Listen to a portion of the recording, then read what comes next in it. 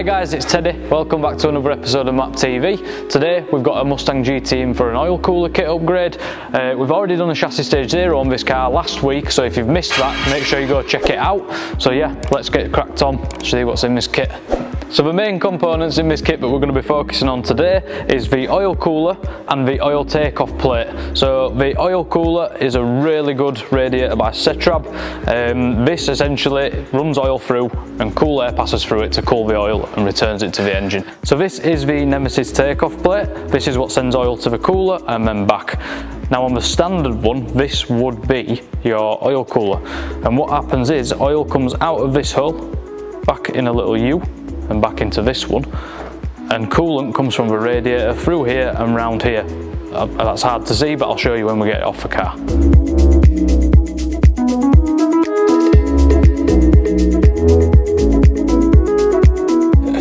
Right guys, so this is the stock oil cooler assembly.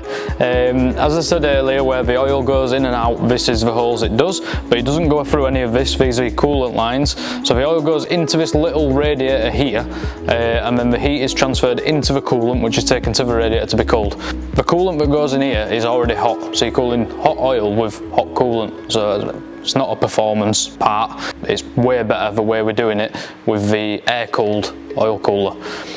The other bad thing, the main reason we change this, is because the parts in here that separate the oil from the coolant can fail, leading to the destruction of your engine basically. So there's no reason really to keep this on. We need to get this new one on.